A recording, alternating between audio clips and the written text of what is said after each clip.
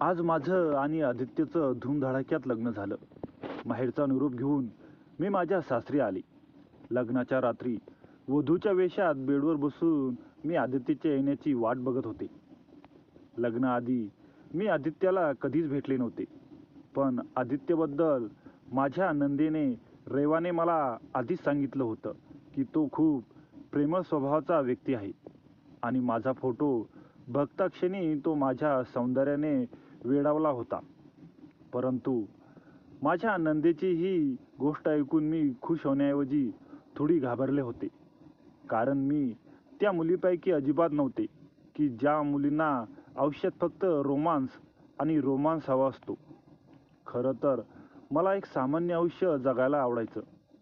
नवऱ्याने नेहमीच बायकोची स्तुती करून तिच्या मागे फिरणं हे मला अजिबात पटत नव्हतं आणि आदित्य अगदी तसाच होता. लग्नाच्या रात्री त्याने माझी खूप स्तुती केली होती, परंतु नवऱ्याचं खरं प्रेम तर लग्नाच्या 1 वर्षानंतर समजतं की नवरा बायकोवर किती प्रेम करतो ते. आदित्य खरंच जरा वेगळ्या विचाराचा होता. त्याने मला बाकी नवरे जशी लग्नाच्या पहिल्या रात्री समजावून सांगतात तशा गोष्टी अजिबात सांगितल्या नाहीत, की माझ्या आईला कधीही उलटून बोलायचं नाही, तिचा आदेश नेहमी पाळायचा आणि माझ्या बहिणींचीही आणि माझ्या आईची सेवा करायची.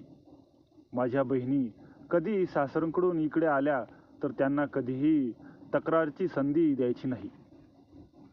हे सर्व त्याने मला अजिबात सांगितलं नव्हतं. तो तर फक्त त्यांच्याबद्दल आणि माझ्याबद्दलच बोलत होता. लग्नानंतर सुरुवातीचे दिवस तर खूपच चांगले गेले होते.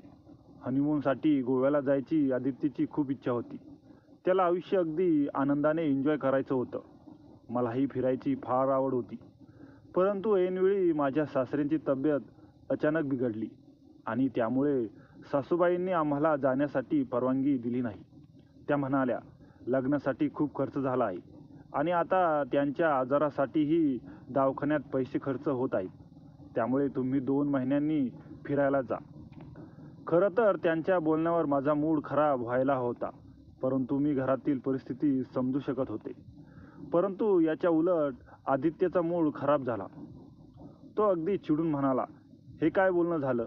सगळे लोक तर लग्नानंतर लगेच हनीमूनला जातात. हनीमूनला कोणी 2 महिन्यांनी जातं का? यावर मी त्याला समजावून सांगितलं, आदित्य, काही प्रॉब्लेम नाही. आता बाबांची तब्येत बरोबर नाही. काही दिवसांनी ते ठीक झाले की जाऊ या आपण फिरायला. मी प्रेमाने समजावल्यानंतर त्याने ही गोष्ट मान्य केली. तो माझं म्हणणं लगेच मान्य करायचा हे मलाही चांगलं वाटत नव्हतं.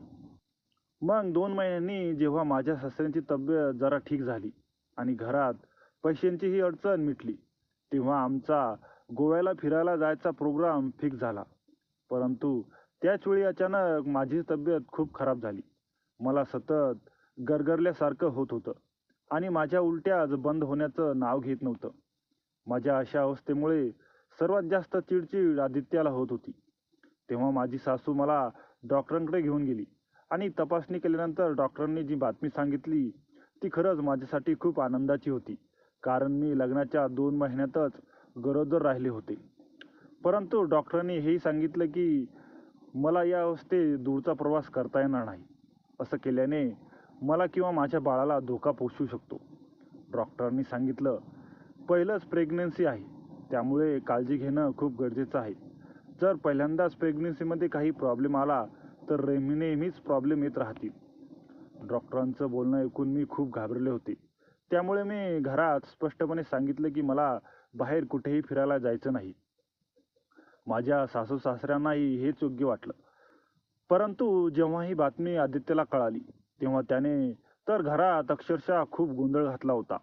तो म्हणाला, इतक्या लवकर हे कसं शक्य आहे? आदित्यचं हे बोलणं ऐकून माझा श्वासच थांबला होता.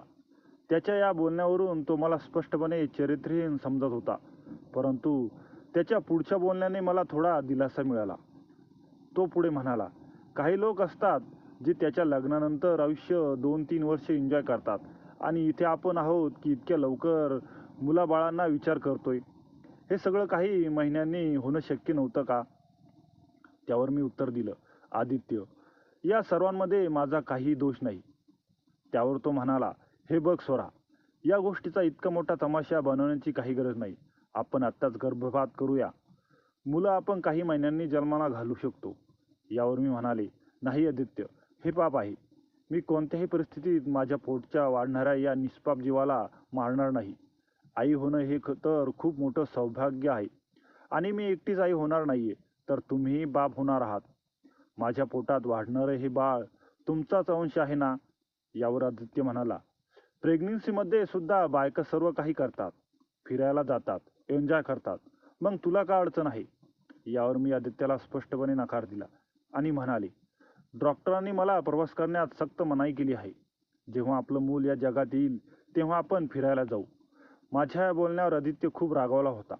त्याला इतक्या लवकर जबाबदारी नको होती. दुसऱ्या सकाळी माझ्या सासू सासऱ्यांनी आदित्यला सांगितलं की अशा अवस्थेत प्रवासाची काहीही गरज नाही. मला माझ्या सासू सासऱ्यांचं म्हणणं अगदी व्यवस्थित समजलं होतं. ते जे काही बोलत होते ते माझ्यासाठी आणि माझ्या होणाऱ्या बाळासाठी अगदी योग्य होतं. ते माझा चांगलाच विचार करत होते. परंतु आदित्यला या गोष्टीचं काही देणं घेणं नव्हतं. त्याला फक्त त्याचं आयुष्य एन्जॉय करायचं होतं. तो खूप नाराज झाला होता आणि म्हणूनच माझ्यासोबत त्याचं वागणंही बदलू लागलं. माझ्या गरोदरपणात आदित्यने माझी अजिबात काळजी घेतली नाही. मला काही आंबट गोड खाण्याची इच्छा झाली तर मी त्याला ते आणायला सांगायचे. पण आदित्य मात्र माझ्यावरच चिडायचा आणि म्हणायचा, मला हे असले नखरे अजिबात आवडत नाही. एकतर तू माझा सगळा मूड खराब केलास आणि आता मी तुझ्या या नवीन नवीन फरमाईश कुठून पूर्ण करू? आदित्यच्या अशा बोलण्यावर मी त्याला काही न संतप्ता गप्प बसायचे. मी तर काय करणार होते? हे सगळं माझ्या ताब्यात नव्हतं. अशीच एके दिवशी मला भेळपुरी खाण्याची खूप इच्छा झाली. म्हणून मी आदित्यला भेळपुरी आणायला सांगितलं. परंतु त्यानं ती आणली नाही. त्यामुळे मला त्याच्या वागण्याचं इतकं वाईट वाटलं की मी रडू लागले. मलाच कळत नव्हतं की माझं मन भेळपुरी खाण्यासाठी का इतकं आतुर झालं होतं. कदाचित हा काळ असाच असतो. मी इतके रडले की पूर्ण रात्री माझी रडून गेली.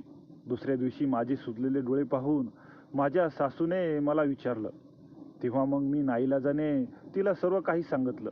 त्या म्हणाल्या, ही काय पद्धत आहे वागायची? तुझ्या आवडीची वस्तू का नाही आणून दिली त्याने? या अवस्थेत तर त्यानेच आपली बायकोची सर्वात जास्त काळजी करायला हवी आणि तिला हवं तितकं खुश ठेवण्याचे प्रयत्न करायला हवेत. मग दुसऱ्या दिवशी माझ्या सासूने मला अगदी पोटभर भेळपुरी खाऊन घातली. मला गरोदरपणात उलटीचा खूप त्रास होत होता. सतत मळमळल्यासारखं व्हायचं. रात्री जेव्हा मी कधी आदित्यला माझ्याजवळ यायचा तेव्हा मी त्याला अक्षरशः उलट्या व्हायच्या. अशा वेळी तरी आदित्यने माझी अवस्था समजून घ्यायला होती.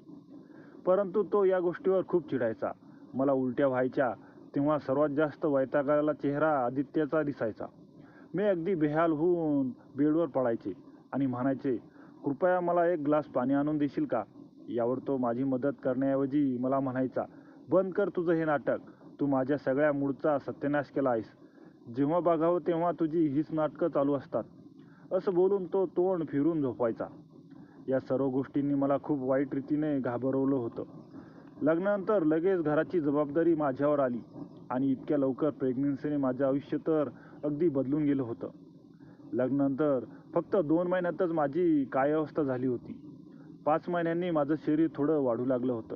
तेव्हा मी आदित्यला सांगायचे, माझ्यासोबत डॉक्टरांकडे चल, मला चेकअप करायचं आहे. तर तो खूप चिडायचा आणि बोलायचा, तुला या अवस्थेत माझ्यासोबत नेण्याची मला लाज वाटते. तुझा हा अवतार बघून माहीत नाही लोक कशाने नजरेने बघतील. तुला जायचं असेल तर आईला सोबत घेऊन जा. असं म्हणत तो माझ्या हातात हजारो रुपये टेकवायचा. मी आदित्यला समजायचा खूप प्रयत्न करायचे की या सर्वांमध्ये माझा काय दोष आहे? तू माझ्यासोबत असं का वागतोस? परंतु आदित्य काही केल्या समजून घ्यायचा तयार नव्हता. हळूहळू असे दिवस निघून जात होते. या 9 महिन्यांमध्ये मी खूपच त्रास सहन केला होता. परंतु इतकं दुःख सहन करण्याचं फळही मला खूप सुंदर मिळालं होतं. मी एका सुंदर मुलाला जन्म दिला होता. त्या दिवशी तर आदित्यच्या चेहऱ्यावरचा आनंद संपतच नव्हता. सर्वात आधी त्यानेच माझ्या मुलाला मिठीत घेतलं, प्रेम दिलं, लाड केले. कारण तो काहीही असला तरी हे तर स्पष्ट होतं की हे मूल तर त्याचंच होतं. सगळे लोक खूप खुश होते. नणंद, माझे सासू सासरे, खास करून आदित्य. सिझेरियन करून माझी डिलिव्हरी करण्यात आली होती. त्यामुळे मला चालताना फिरताना खूप त्रास व्हायचा. पूर्ण दिवस माझी सासू, नणंद आणि घरातील सर्वजण माझी खूप काळजी घेत होते. परंतु जर मला रात्री वॉशरूमला जावं लागलं तर आदित्य माझा हातही पकडायचा नाही. तो बोलायचा, कृपया स्वरा, मला हे सगळं काम जमणार नाही.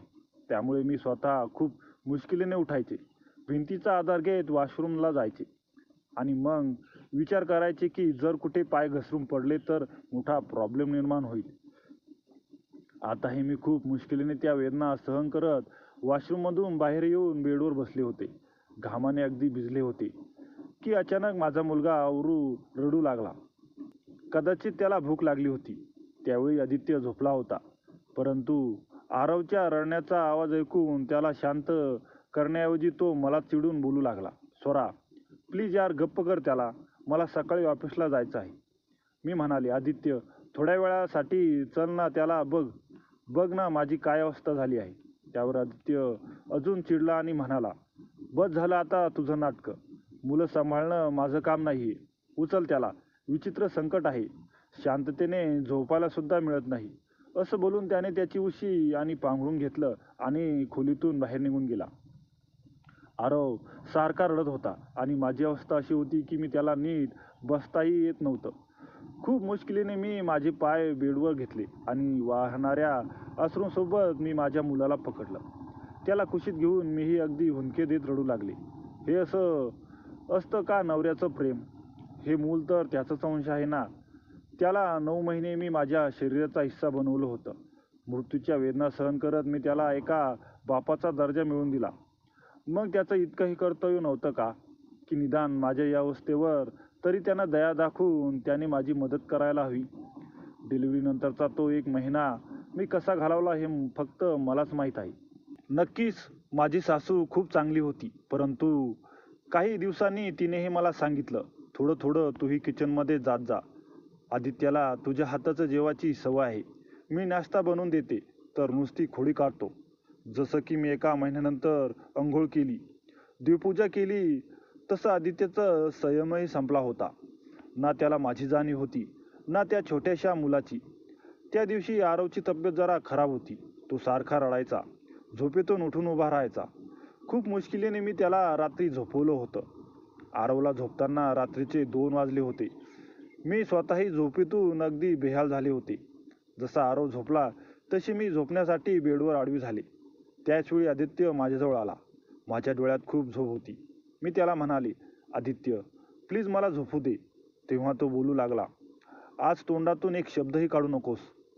गेले कितीच दिवस फक्त तुझं तोंड पाहतोय. खबरदार, जर आज मला जराही नखरा दाखवायचा प्रयत्न केलास तर. त्या रात्री आदित्यने त्याला जे पाहिजे ते केलं होतं.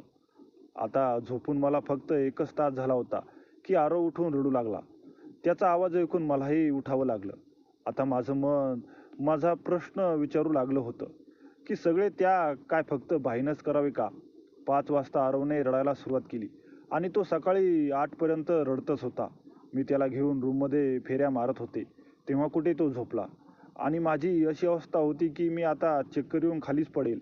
आरवला बेडवर झोपून मी खोलीतून बाहेर आले, कारण सासूने रात्रीचं सांगितलं होतं की उद्यापासून घर तू सांभाळायचं. त्यामुळे मी सासू सासऱ्यांना नाश्ता बनवून दिला आणि मग आदित्यला नाश्त्याची आणि टिफिनची तयारी करू लागले.